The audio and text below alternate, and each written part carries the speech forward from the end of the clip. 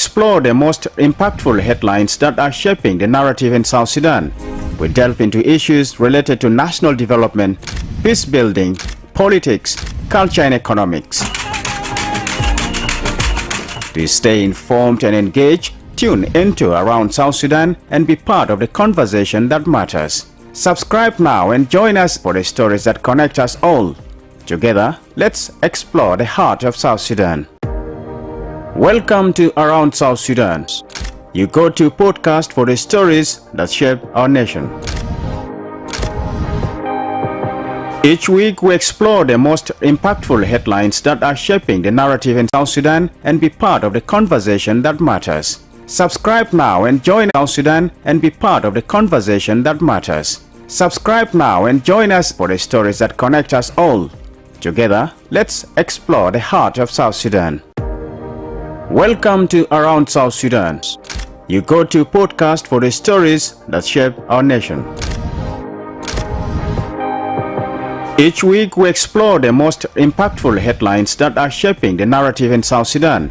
We delve into issues relating the narrative in South Sudan. We delve into issues related to national development, peace building, politics, culture and economics. To stay informed and engaged, tune into Around South Sudan and be part of the conversation that matters. Subscribe now and join us for the stories that connect us all. Together, let's explore the heart of South Sudan. Welcome to Around South Sudan. You go to podcast for the stories that shape our nation. Each week we explore the most impactful headlines that are shaping the narrative in South Sudan. We delve into issues related to national development, peace building, politics, culture and economics.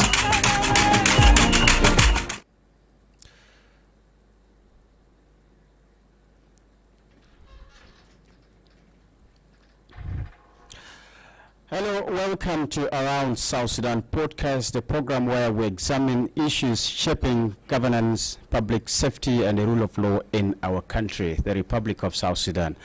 If you have seen, in recent days, iRadio reported extensively on a controversial set of traffic directives issued by the traffic police, including new fees, restrictions on certain vehicles, and changes to licensing procedures. Now, these measures spark widespread public outcry, strong reactions from civil society groups, and also sharp criticism from members of parliament who question the legality. Now, following the pressure, the Inspector General of Police revoked the directives, retaining only the power on tinted vehicles under specific conditions. Now, this raises questions: who has the authority to introduce such regulations? Were the citizens' rights violated? And what does this episode tell us about accountability, policing, and the rule of law in South Sudan? To unpack this, I'm glad to be joined by the Deputy Chairperson of the Specialized Committee on Security and Public Order, that's Honorable Samuel Loti, and a Member of Parliament who recently raised a strong voice over the decision by the Director General of the Traffic Police over his directives. It's my pleasure having you on this platform. Thank you, Memo, and thank you to the listeners of iRadio. It's a pleasure. During the parliamentary session, you actually strongly objected to the traffic or directives. And from your committee's perspective, what exactly was wrong with these orders? First and foremost, I want to thank the listeners of iRadio for having their time to listen to this program. I have been on record either on this radio or on Miraya, on other media platforms, speaking very seriously about the violations and some contravening orders from the Director General of Traffic. As you know, as a lawmaker, we are custodians of the law. We legislate laws. We also oversight the institutions that are under our specialized committees. Right. And particularly in the Committee of National Security and Public Order, that's where the Ministry of Interior and all its departments actually falls under. Correct. And that has kept us on our toes from time to time to make sure what we legislate is implemented and doesn't affect the public. As a result also, every year there is a financial bill that is passed by the House, by the legislature, that is the National Legislative Assembly and the Council of States together. These are fees that are charged to the public from by different government institutions. So this remains legal documents that are supposed to be followed by the institutions that are charged by those laws. So any violations on that, definitely we will be ambivalent enough to keep quiet about it, and this is why we need to follow it up. So in regards to what has been happening, it's not actually a new one. We know the intransigence of the mentality of the Director General of Traffic, who from time to time issues orders that are completely against the law. Some of them even are not even regulated in any law. Basically, it's just something somebody wakes up and decides to, and it has to keep us on our toes to make sure these things that are not regulated by law should be put in the law. You remember the beginning of this year there was an order for reducing the age of the expiry of the driving licenses. Right. And it came to our attention that he is using a law that was used during the liberation movement, and that was the new Sudan Traffic Act. Right. That was in 2003 signed by the late Dr. John Graham. Unfortunately, this is what we are still using to date, and that law does not run in South Sudan. So the vagueness of that law makes us force the IDP General to reverse that order, because we already had it as a standard, and we told them to make sure this law is reviewed and brought to Parliament as soon as possible. Today we haven't received it. I believe it's between the Minister of Interior and the Minister of Justice, as a procedure requires. It should go to the Minister of Justice before it comes to the Council of Ministers, and then brought to Parliament for enactment. Now, one thing about the traffic is that we really want to educate our public, especially those who own vehicles and the drivers. Every year, Parliament, the National Legislature, prescribes fees on all institutions, that on all charges to the public. Right. And I want to refer to a very specific section within the financial sector, the Financial Act, that most of the fees that are being charged by the traffic actually are not regulated in this act. And this is something I want really high radio to share this with the public, because sometimes ignorance of the law is an issue. Some of these traffic officers are taking advantage of our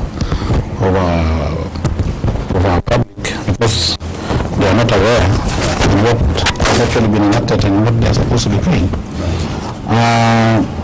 In Financial Act of fiscal year 2024-2025, there are fees prescribed, and when you go through some of the charges like driving test, right, or driving certificate, it's nowhere here. It's nowhere in the law. There's no provision about it here. Right. So what basis is the traffic department, what law does the traffic department use to issue and charge the public about that? On tinted cars, there is nothing in this law that charges anybody with a tinted car. Not even factory tinted. You see? Right. So these are some very, very serious irregularities that are emanating from our traffic department. When you go to the issuance of driving licenses, our driving licenses, they have very, very specific charges. Today, if you go to renew your driving license, you will discover you are being charged over 250,000 or even more. But what we have in the law currently is around £50,000 250,000. Yeah, even there are people who part away with the 500,000, and what is in the law is 550,000. How did they change that? That's the question. This is why I'm saying the traffic department is being led by a director general who is so intransigent and stubborn. Sorry to say that. Because he is completely operating on his own. So how do you differentiate what is in the law and being a director, and who is there no mandate for him to actually issue regulations when certain things are going wrong? Regulations are only issued by the minister in coordination with the specialist committee in parliament. Yes. And when it is in an act like this, the minister doesn't need to issue a regulation. These acts are reviewed every year. Right. So if there is any new rates, they should come to parliament. The Minister of Interior should come and convince the specialized committee so that we can justify it by putting those fees in the financial act. Right. Yes. So it is the minister to propose this. Absolutely. If the Minister of Interior. Yeah, in relation with, if traffic realizes that maybe some of the charges are not appropriate, they have all the discretion to share this with the minister, and the minister can table it to the House. So in short, the traffic police director actually overstepped their legal mandate by introducing these new fees and restrictions without parliamentary approval. Correct. Now, if you look at, you describe the director as being intransigent, and for the fact that he unilaterally issues these directives, and it's not the first time, as you actually alluded to early this year. And at some point, I recall when he described the parliament as illegitimate. Correct. And why would a person without that mandate actually go to this extent, and why is he not being held accountable? The level of accountability, of course, rests with the ministry. We, as the lawmakers, we always do our work in terms of monitoring and making sure what is prescribed in the law is what is done. The behavior of the Director General has been an issue. We had raised this a number of times with the Minister of Interior. An investigation team was done, and later he had to come and apologize for abusing the institution of Parliament. And after that, still the gentleman continued with his behavior. So far, if you are all aware, almost a month ago, he was due for transfer from where he is. Something somewhere happened, he retained his position and somebody got fired. So probably you will now understand why he's so stubborn. Yes. So why isn't there a step taken? That rests with the appointing authority. Okay. Yeah. So this has been recurring, as we discussed, and so would you say citizens' rights have been violated with these directives? Absolutely. Absolutely. Because, first of all, let's be very clear here on something that the public need to know. Why is the traffic becoming too powerful? We have made one very serious legal mistake of crowning traffic as the transport regulator and at the same time the traffic regulator, traffic and a law enforcer. Globally, we know the regulator is the Minister of Transport. The Minister of Transport prescribes which type of cars to be imported in the country. There's standards. Right. The steering wheel, the direction, and everything. That's the responsibility of the Minister of Transport. They issued a logbook. Logbook is unrenewable. Logbook is like the nationality of a car. It can only change on certain circumstances. One, when the ownership changes. Two, when that car, the color is to be changed. Those are very few circumstances that the logbook can change. Right. And it is only be issued once. We directed the Minister of Interior and the Department of Traffic to stop the renewal of logbooks. What the DG went around is to include the insurance in the logbook card. In a way, and that insurance is available with them. You cannot, you don't have a discretion to go and buy insurance for your car from another company. Are you saying the traffic police has a company, insurance company? There are companies belonging to the DG right inside that department. So you have very limited chance of actually going to get insurance of your company. I can't verify that. You can verify. You can check. Yeah, please. So by putting the insurance in the logbook, indirectly, you are still renewing the logbook. Previously, when we are still registering our vehicles under NS, the insurance is only remains on the sticker on the screen of your car. The traffic will come and check the expiry, which is punched. The day, the month, and the year is punched, and it is sticked on the screen of on the windscreen of your car. That's where the traffic police is supposed to check the insurance. Okay, but not put in the logbook. No, by the fact that we are putting it on the logbook, we are in a way being forced to renew the logbook. That means we are basically doing the same thing. Okay, that is one very serious violations of parliamentary resolution. The other thing is, whenever the traffic department wants to make charges, as I said earlier, they are supposed to follow the right procedures by submitting their proposals to the Ministry of to the Minister of Interior, who will then submit them to Parliament. Especially when we are going for budget scrutiny, we call these departments one by one. Like, for instance, the Immigration Department. Right. They have come with rates. We have reviewed their rates based on the current exchange rates. Right. And we keep on updating it every year.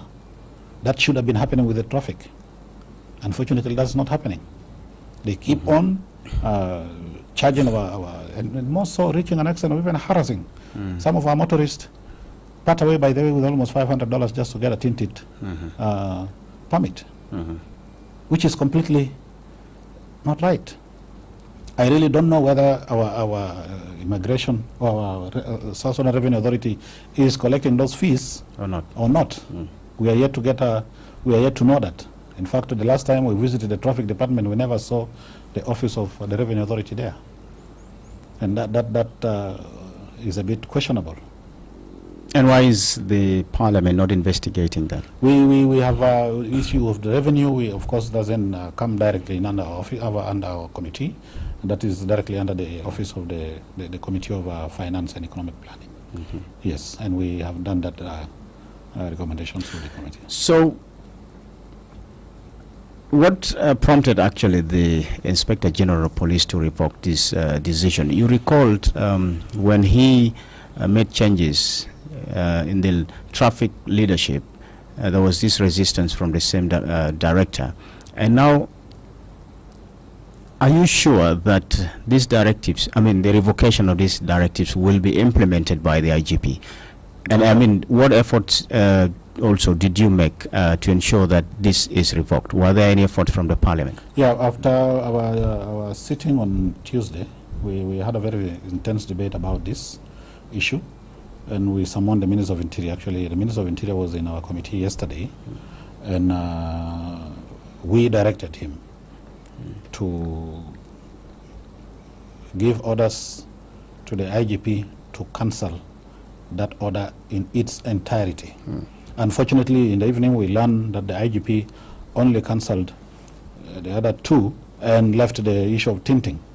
Now, one mind-boggling question that we are still waiting to hear from the minister is, why has the traffic department been charging motorists for tinting, and now they want to stop them in the streets and remove the tinting? Well, their cars had already tinted from the factory. Yes, leave alone the tinted factory cars. We had resolved in the House that if the traffic department don't want them, let them be stopped from being imported. But those who are already here, nobody should be issuing any permit for it. Right. Because it's not my problem to go to the market and find a car and buy. But then the country should have that system that, okay, we are banning all factory tinted vehicles. That should be an order. Right. Okay. And if we want to change them, do we have the spare parts available?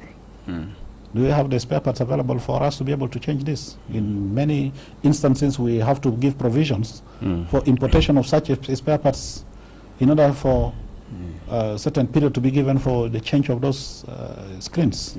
But then we are not giving those provisions as well. You can go to, I have a car that has a tinted park rear glass, but I can't find it in the market. Right. So should I import it from Japan? How much is it going to cost me to get that screen from Japan? You see?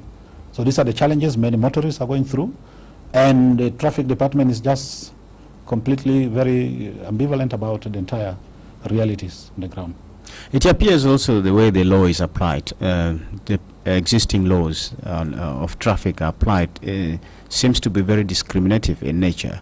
If you look at there are people who are most privileged, even if the law applies to all.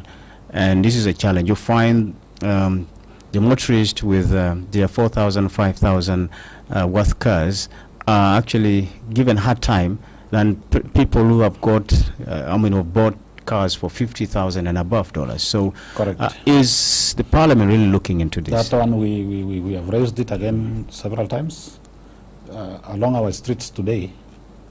If the biggest traffic violators are those who are driving big cars, that's a fact. They have tinted cars. They drive. They put lights that are completely unregulated by law, and some of those personalities don't carry any constitutional mandates to have such privileges, but then they walk away. Traffic rarely stops those cars along the roads. You find they always target these low-end cars, and this is an issue we have raised with the minister. That, but they keep stubbornly keeping on with that. You know, we as Parliament cannot get into the streets to tell them this is not what you're supposed to do. It's supposed to be a chain of command. We only give directives, and they are supposed to be given orders to implement that. Yeah. Right, and the question I still wanted to know whether you think that this revocation of the directives would be implemented, having described the the traffic police chief as intransigent. Of course, as usual, they will do what they can just to cover up, but still fix some of our innocent drivers at the corner. And the whole idea, Memo, is about money. That's a fact. It's Christmas. Somebody wants to make money out of just nowhere, out of the poor person who has been struggling day and night to make ends meet. And you find somebody who is sitting under the tree and just pops in front of you and comes up with all types of charges. That's it. You go to their office there, it's just full of harassment. Nothing else. No remorse. No remorse at all. They have no remorse. Unfortunate. Right. Yeah. Now, so now that the Inspector General has revoked most of the orders, and what steps would the Parliament take to ensure similar unilateral decisions do not happen again? After the meeting yesterday, we are preparing to summon the Minister, the IGP and the Director General to appear to the House, not even now to the committee. We have had enough as a committee. We've reported enough to the House, and I believe it's the time now for them to go and face the entire Parliament, so that a resolution now will be brought up that will, I don't know, their fate now will be decided by the House. It's now, we have done our part as a committee, giving directives, some of them implemented. Tomorrow they still renege on them and went on. So we are now going to resolve into summoning them to the House, and they will face the entire Parliament now thereafter. Right. Yeah. And Honorable, there are inside stories. I mean, amidst the public domain, you would hear that certain committees in the Parliament do not really play their role to ensure that, their oversight role to ensure that the institutions, including the law enforcing agencies, actually act within the law. And the reason being is that individuals out there in some of the institutions bribe individuals, and that is why you hardly see actions being taken, and they are cover up. Their mouths are actually smeared. Is that true? I cannot confirm that because each specialized committee in Parliament has certain institutions under their mandate. I cannot speak on their behalf. Yeah. Neither am I entitled to evaluate their work. I came here to represent the Committee of National Security and Public Order where I am, and I'm doing what I am supposed to do as prescribed by the Constitution and the Conduct of Business Regulations of Parliament. Regulation 143 that gives the mandate to us in the committee to supervise all the institutions under our committee. And as for other committees, I will not speak on their behalf. And as for your committee? Yes, for my committee, yes, we are on top of our job. And I'm glad that at least all of us within the committee are keeping a very strong eye on anything that falls under us. We make sure, and this is why from time to time you hear my voice always airing out any violations against our public. Right. Yes. We have viewers who have some questions for you here. Yeah. And Kennedy Thomas say, my question to you, Honorable, why is the Parliament not summoning the Minister of Interior, IGP, and the Director of Traffic? And can you ask, someone is telling me to ask you, when they say tinted cars, which tint do they mean? Okay, summoning the IGP, the minister, and the whatever, we have already resolved that. As I told you earlier, they are going to appear now in the House, and they will face the entire legislature for questioning, and any other directives thereafter will come. Tinted, there are two types. One, they are factory tinted. Factory tinted, those ones are the glasses that are made from the factory. It's not like the other type, of course, is the one that comes without tinting, and then you come and put the artificial tinting, which is the sticker. Okay, it's normally sticked, and it comes in different versions. There are reflected ones, there are dark ones, there are clear ones. There are different types. So these are the two types of tinting that we know under the law. Right. Yes. Yeah.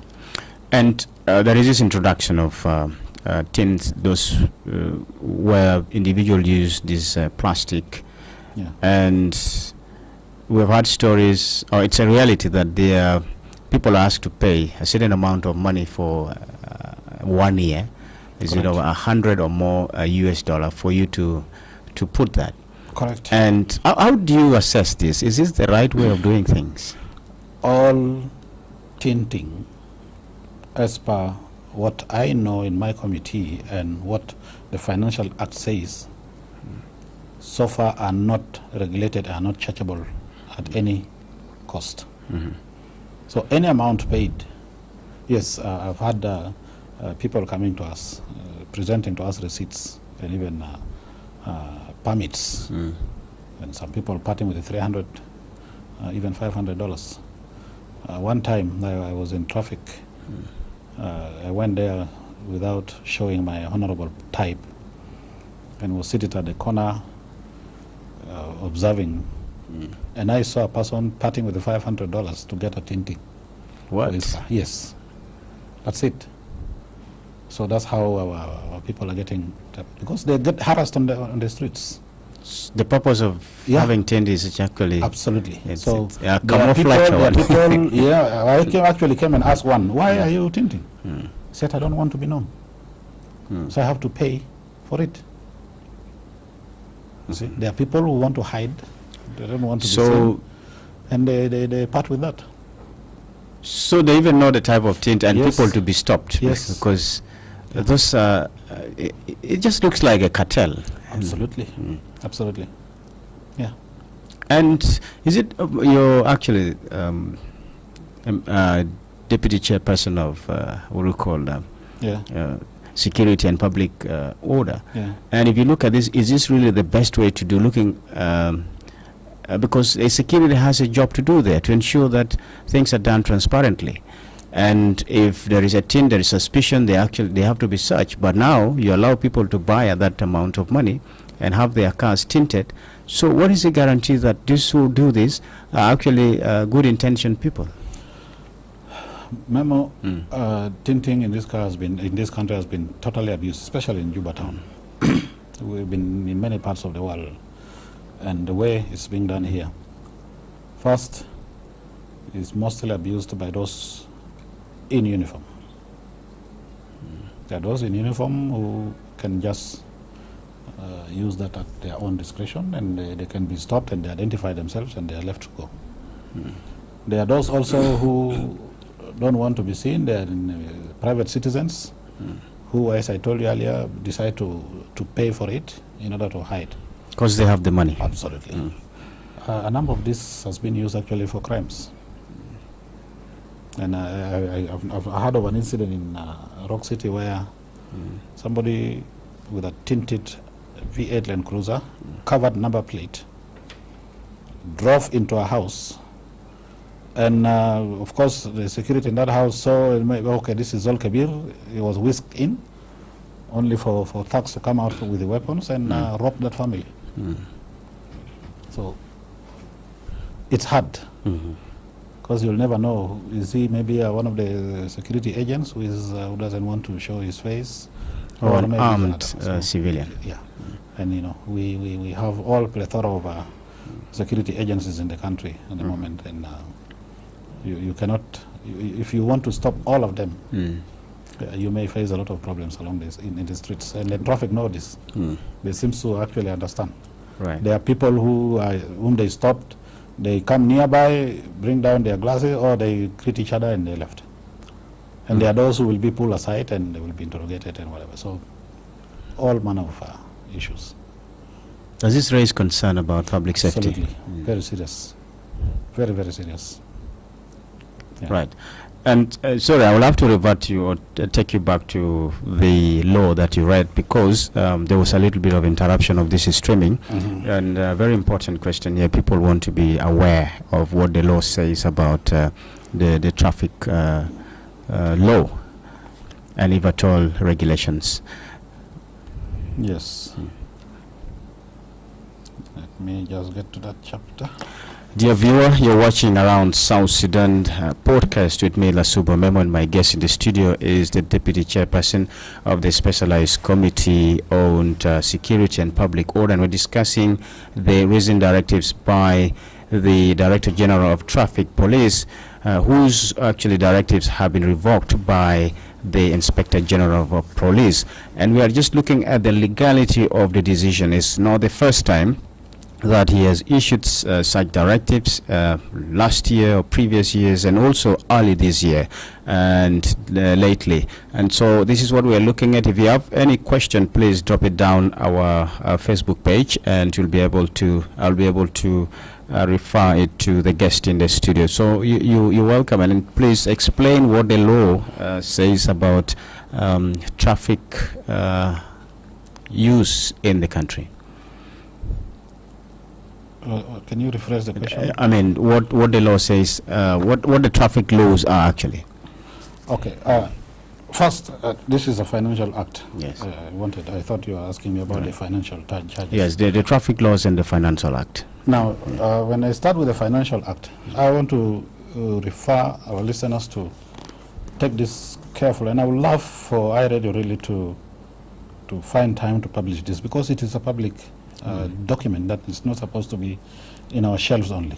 That's correct. Driving licenses charges for 2024-2025. This is what is approved. For a private car, general or heavy, the charge is not supposed to be, it's supposed to be 46,000 pounds only. I'm puzzled that people who part away with more than 250 is 300,000. Or even 500,000. Yeah, even 500. This is one thing that, you know, I think iRadio and other media houses need to pick it up and really, because when motorists are aware of what they are doing, what the law says, it's important that they understand this. Right. Vehicle registration and licensing, that is renewing. For a private car, the law prescribes at 70,000 only. For a public car, still 70,000 only. For commercial cars as well, 70,000. For investment cars, same. This is for inspection. But I believe they are parting. Some of them are even reaching 1 million. We do receive public complaints about this. So the law that we are supposed to be talking about, unfortunately, is a law that does not prescribe to the current standard. It was meant when we were at the bush. Okay. And basically, we cannot say it's obsolete because unless another law comes in to repeal that one, we cannot say it is obsolete. But it doesn't add up to the standard. And actually, this is what has given a loophole to our traffic department now to do whatever they want to do. I want to particularly go to a section that the Director General used to issue an order some few months ago regarding the expiry date of a driving license. In that order, he reducing the driving license for a citizen from 5 years to 1 year, and for a foreigner to 6 months. When we referred to that to the particular section in that law, it's actually vague in terms that it says the driving license shall have a validity of 5 years or 3 years or 1 year. When a law uses that, it completely becomes vague. So using that loophole, that's what he is using to reduce the age. And then secondly, he went ahead even to reduce for foreigners. In that law, there is nothing called foreigner. It was all equal. Yeah, so we say now, what basis are you using to reduce for foreigners, and it is not prescribed in the law? Okay. And when we go to East Africa, when we are getting our licenses, I don't think there is any discrimination between a foreigner and a citizen. A driving license is a driving license. A violation along our streets, a traffic violation is a traffic violation. It doesn't differentiate a foreigner and a citizen. So really that element is completely a contradiction. So this is why I'm saying the law itself, it's out of date. Looking at the standards of our traffic regulations and even the regional and international standards. It's international standards. Okay. And as we move forward, our recommendations, one of the recommendations that the committees strongly have been advocating for the last 3 years is one, to take the regulatory aspect of our roads, of our vehicles, back to the Minister of Transport, because that's the only institution mandated by an act of Parliament to regulate the type of vehicles that enter into our country. They are the only ones who issue the logbooks. Then the traffic department comes in as the law enforcer. The data from the Minister of Transport can be shared by the Minister of by the Minister of Transport with the Minister of Interior under the Department of Traffic. Now for regulation of traffic, inspection activities of vehicles. Some of the vehicles along our streets are not roadworthy. This is supposed to be the work of traffic department. Right. They are supposed to be doing inspection of those vehicles, those without lights, those without brakes, those without so many things. They should be having a center actually with the machinery that detects all those defaults in those cars before they are issued road license, roadworthiness. Okay, that's not been there. That's not there. They are now issuing inspection certificates without checking the car. Right. Actually, I just need to send somebody with the money there to get it. They don't even know whether that car has a clean windscreen, it has lights on, the brakes are okay. No, they don't have the capacity to do that. They don't have the capacity. We even within the committee last year when we were discussing this budget, we asked the traffic department to bring for us a quotation of the machine for inspection. Right. They never did it. Yeah. We told them bring an inspection machine because this is where there is money. This is where you can be charging motorists for violations. If somebody doesn't fix his car properly, doesn't get the inspection certificate, and it can be fined. And that machine would also be useful because it will encourage people to take good care of their cars. Absolutely, absolutely. Yeah. Yeah. Absolutely. Because today we have opened the floodgates of importing any type of car without age limit across the world. This is where the Minister of Transport is supposed to come in. The Minister of Transport is supposed to prescribe very clearly that we are now stopping the importation of right-hand drive cars. We want only to be importing left-hand drive cars, and this is what we need. It must come with a bill. Absolutely. It must come with a has bill. to come through a regulation. Yeah. Through a regulation, and Okay. yeah, because it's the law is very clear. So the ministry had to issue that regulation. All importers have to be notified about this, so that now they start importing. And if we want to change the steering wheel, there are also other mechanical issues that need to be done. How do we do? Because the entire country now is almost having left hand. What do we do? Some of the easy ways is to maybe issue some tax break for importers of those spare parts for changing the wheels, so that it is cheap and affordable to whoever is owning a vehicle on the right hand, so that he can easily go and change it to the left. We need to have those regulations actually regulated. Even in the financial bill, we checked our customs and see to it that some of the spare parts required for changing the wheels, we zero rate them so that they are affordable to the public. We need to be, in touch with the reality on the ground. So unfortunately, that is not taking place. Some people are resisting actually moving that regulatory aspect of our transport system from interior to transport. Right. Yeah.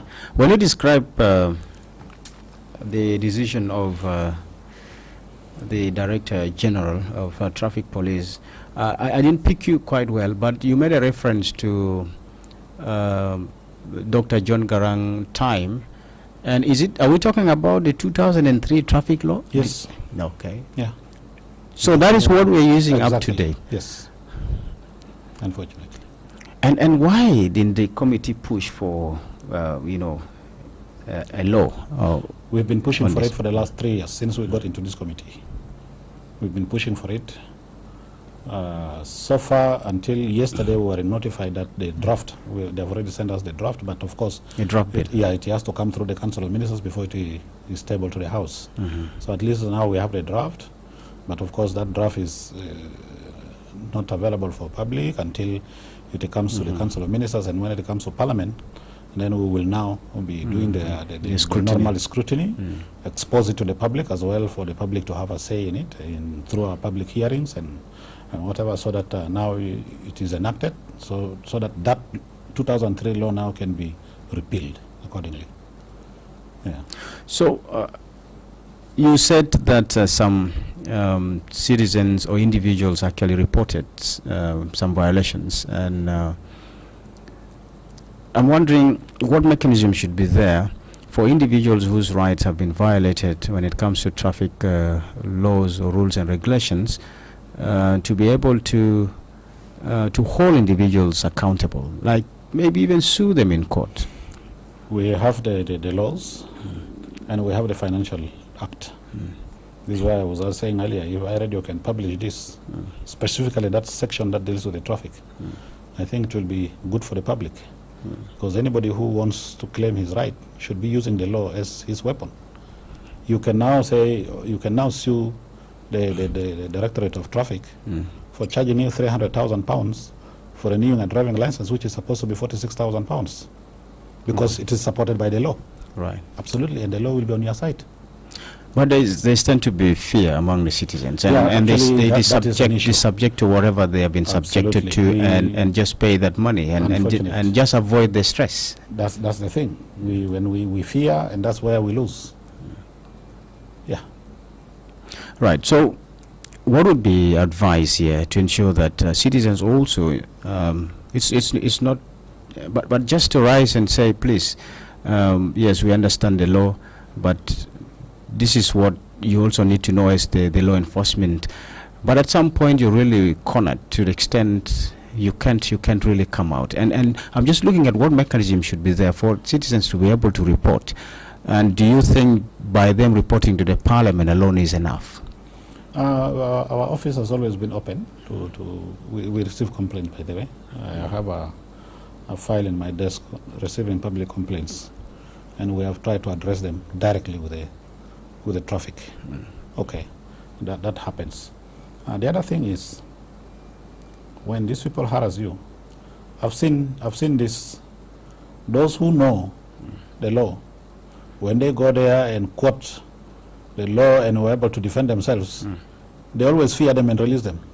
Okay. Yeah, I've seen this in the traffic inside. Sometimes I go there as pseudo. They physically don't know me, so sometimes I go there and pretend like any other ordinary citizen. And I've seen this. Many people who come and vehemently defend themselves, they fear them and leave them. All right. Yeah. So really, we need to put fear aside. Aye. Yeah. And take courage and face it. It's your right. Yeah. You need to know the law. We really love that whoever is dealing in a certain sector should know what is the law saying about their charges, so that they can be able to do the right thing, because this is the only way we can reduce corruption, by publicizing the law, and people should understand their rights as well through the necessary acts of parliament. You know, there are also what is called night checks, and individuals in other organized forces actually use some of this, like if you're driving a tinted car, to say this is what the traffic law actually says, and they also try to put their mouth in that and say, no, why are you actually driving tinted car? Crossing the boundary to an institution that is supposed to be doing that. Yes, actually that's an issue. I personally have gone through that several times. Sometimes driving at night and you get stopped. Why are you having this? Why are you having this? And yeah, the first thing is to ask them, this is a traffic thing. Is that your business? It's none of their business. Absolutely. Theirs is to search if you are carrying anything illegal, especially weapons. Okay. I know people who have been harassed even for carrying money. Why are you carrying this money? And they panic. You get panic, they end up parting away with some money. You end up being bundled and this happened to me. Yeah, so really we have talked to the IGP about the manner of search. Are they really searching for weapons, or they are looking for something else? Because really they have no business into asking for your logbooks even at night. I have encountered this several times, and get dragged in front. I always pretended and went up to the general and end up identifying myself and questioning why they are doing that. Yeah, in a number of checkpoints, I have always surrendered myself to that extent and reach until I got the big men and identified myself and questioned them about this. And I saw in some of those encounters, now they are not doing that. Okay, but it still happens in other places. So it's a challenge. That may be you, but many are going through. I've done my best to stop some of them. For instance, along Kudele Road, there are a number of cases that I actually accepted to go with them inside and go and had a very serious argument until now, after going there several times, there are people now, they are not asking for that. Of course, it happens, and this has been really nagging. Aside from heading the committee, a scenario where somebody is driving a car or even on border and carrying a lot of money, is there a need really to harass somebody and ask where are you bringing the money from? There's no need. There's no law that actually makes them harass that person for carrying whatever he's carrying. The concern, of course, is for the security of that person, but then does not warrant that person manning the checkpoint to really harass that type of person, because different circumstances. He may not have a car to do that, or he must have gone to a certain place where he's given small notes, especially when we're in this crisis of cash issues. So really, that does not relate very well with what they're supposed to be doing. Yeah. I know you did answer this question. Managis is saying, why is the DG not suspended from his duties, which you said, it is now incumbent on the higher authorities, the institutions that are appointing as authorities to look at that. And somebody is also asking, similar question is asking about mechanisms. What should they do when they fall into those traps, where one has not even violated the law, but they are subjected to harassment? How do we? Cases of harassment is very unfortunate. The best is that when you are aware of the law, and you know what it is, okay? Instead of getting harassed, just get yourself with them to their office. Yeah, and face them.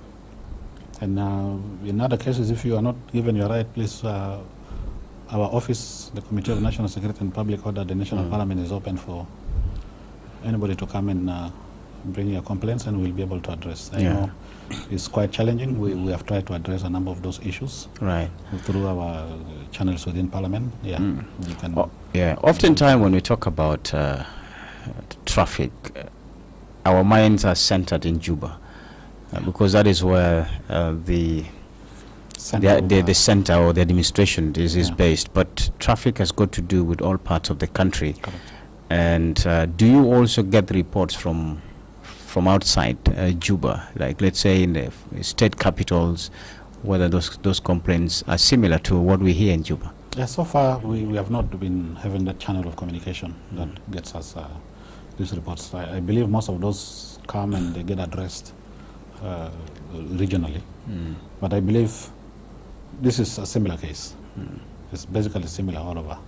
Because when he issues directives here, the directives does not only say Juba. Yeah, he's a Director General for Traffic across the country. So basically it happens, and this is an issue. And I believe some of these are being addressed at the regional level.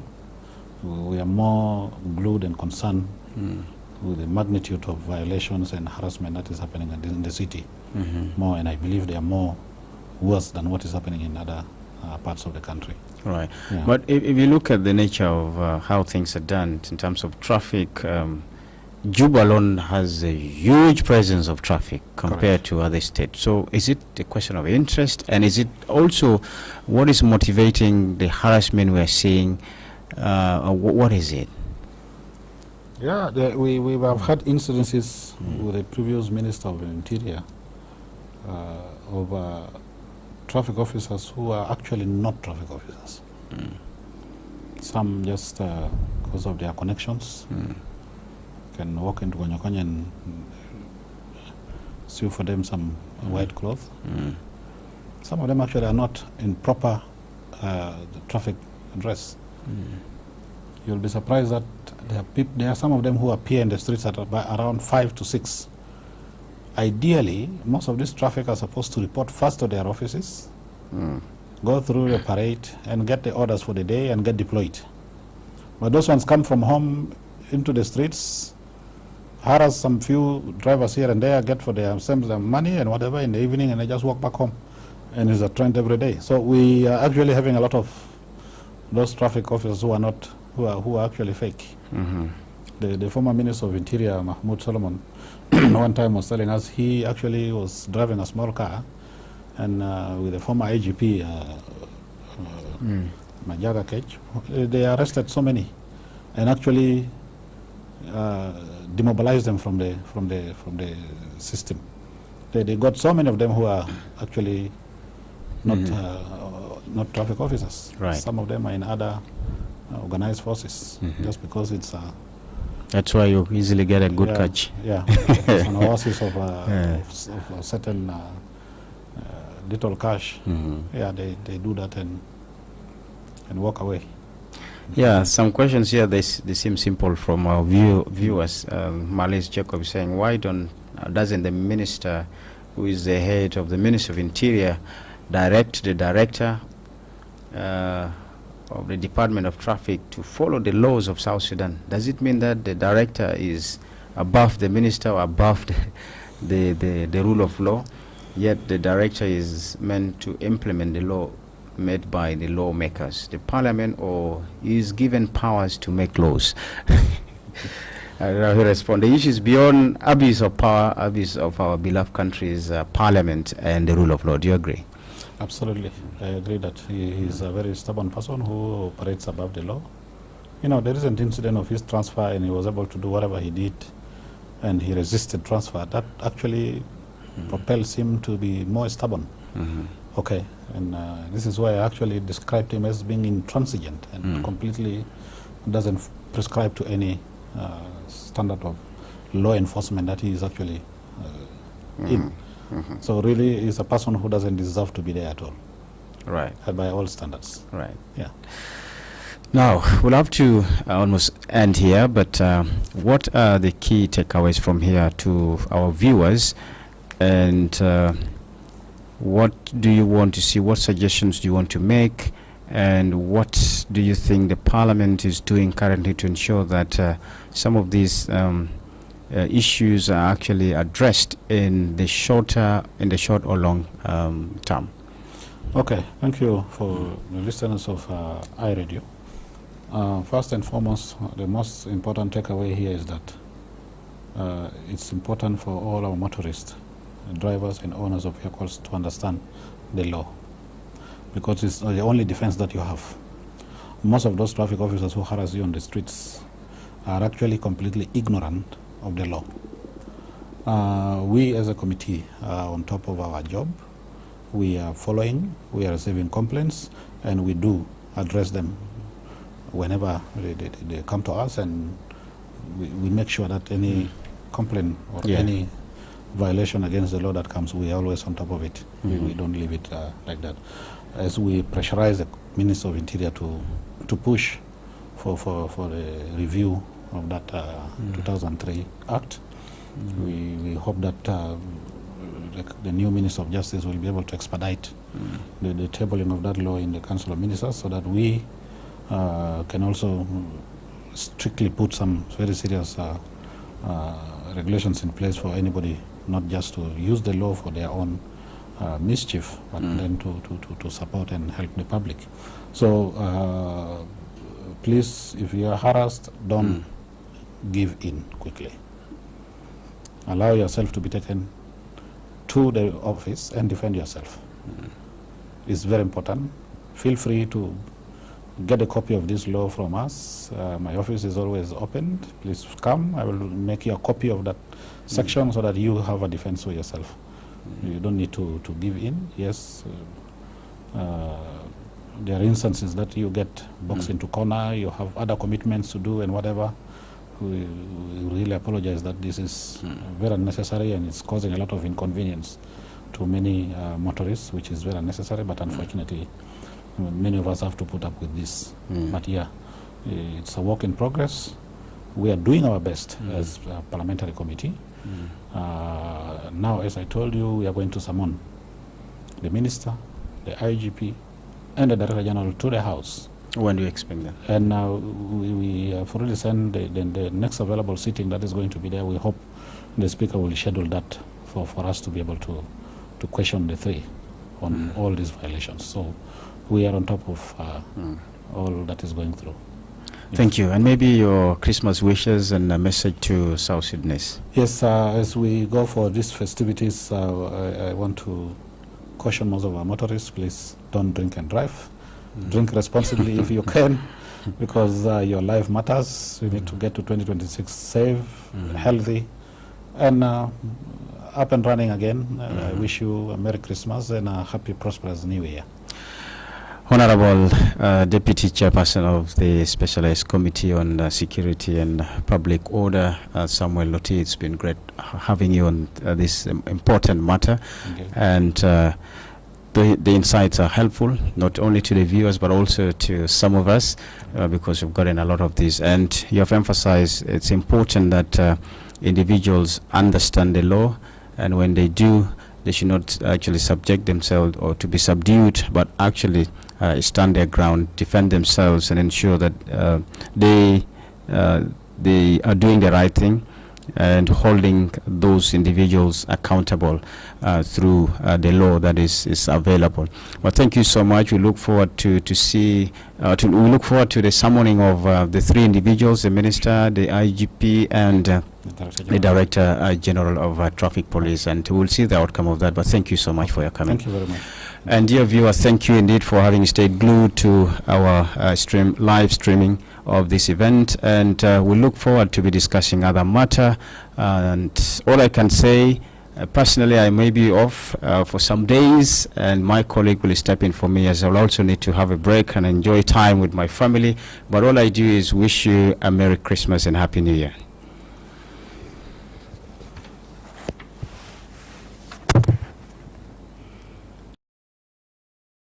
Subscribe now and join us for the stories that connect us all.